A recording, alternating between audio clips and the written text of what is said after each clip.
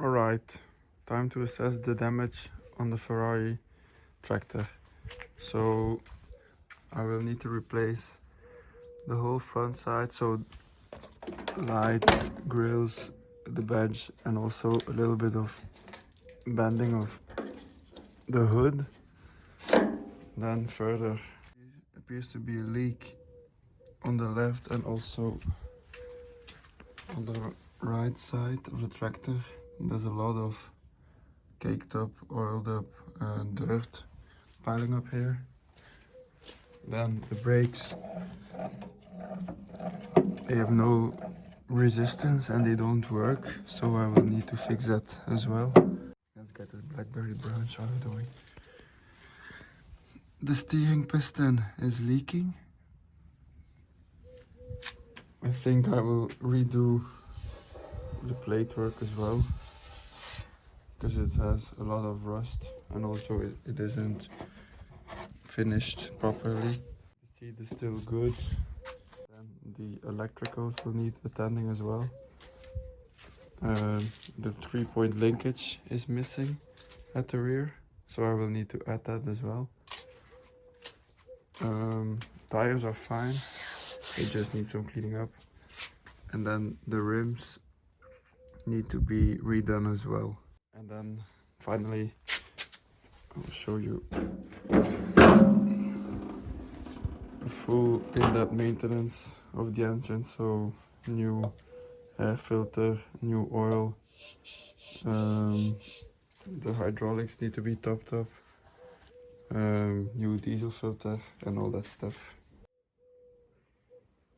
So I will know what to do in the coming days. I'll keep you guys posted on the process. I'm first gonna remove all the plate work to get it to a professional paint shop.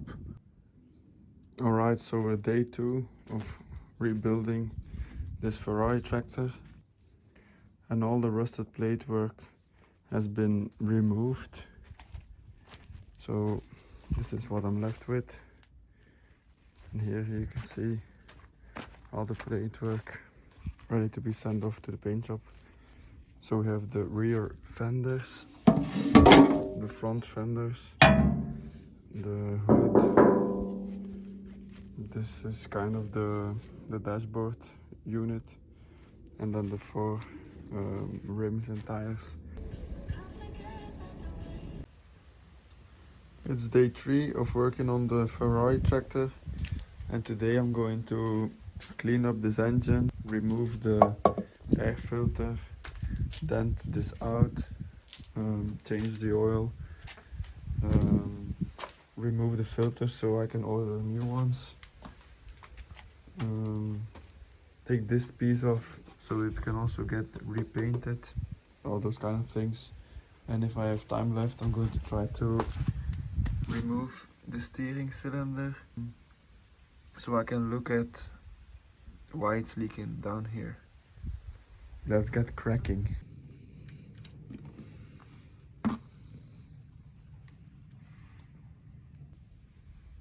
It looks like this oil hasn't been changed in a very long time.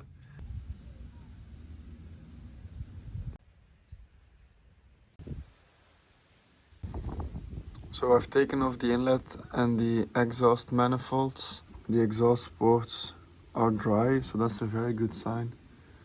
So that means the internals of the pistons should be okay. Same for the inlets. So the engine internals should be fine. It's mostly caked up dirt and oil that needs to be cleaned, and the filters and the oil. So I've removed the diesel tank.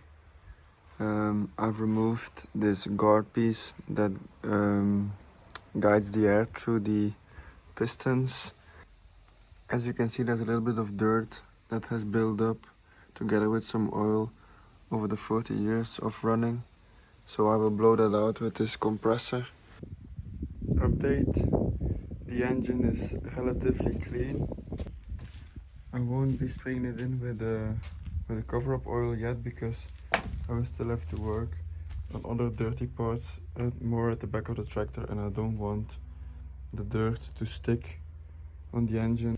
So by leaving the engine dry like it is now, dirt that is flying over from back of the tractor can be sprayed off easily with compressed air. So the engine is done, so now I'm going to remove the steering cylinder. Oh yeah, so I forgot to mention the removed parts like the exhaust and the air filter are going to get repainted in the same body shop as the platework. So I'm not putting the engine back in one piece because I first have to replace these and get these repainted.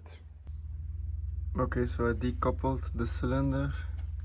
So I removed the hydraulic oil tubes and also made this loose at the knuckle.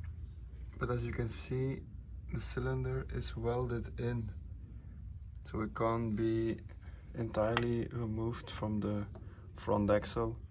So I will need to make the repair here as it is mounted to the tractor.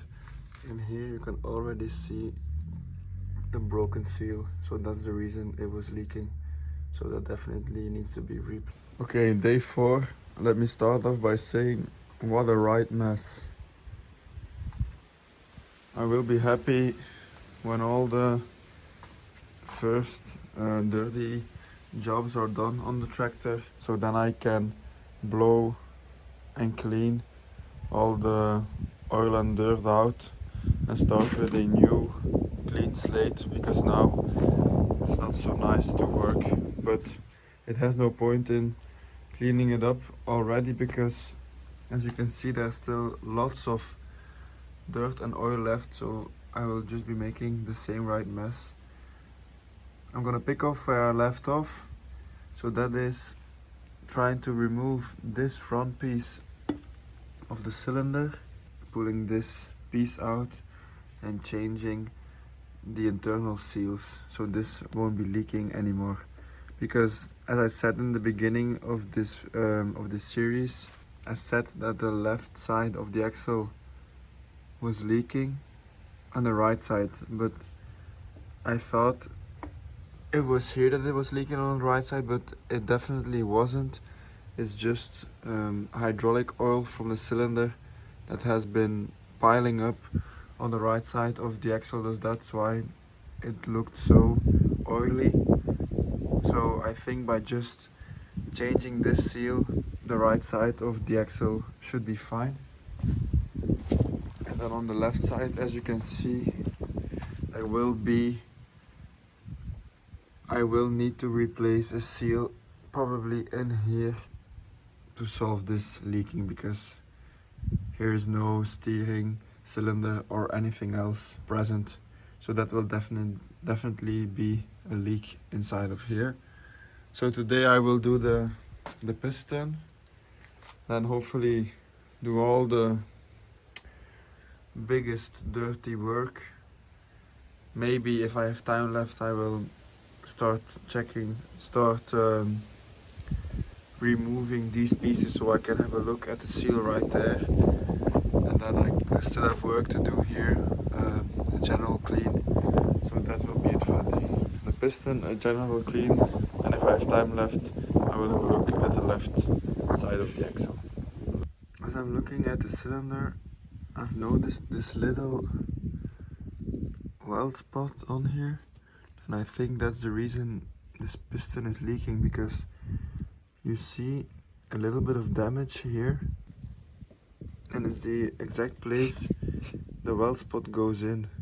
So I will definitely be removing this spot with the grinder, and then hopefully get this one open and replace the seal. Hopefully there's not too much damage right here in the top piece, but I don't think so.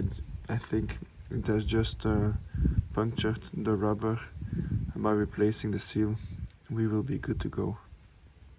I had to drill 2 holes so I could use this tool to remove the cap. Now let's take the piston out.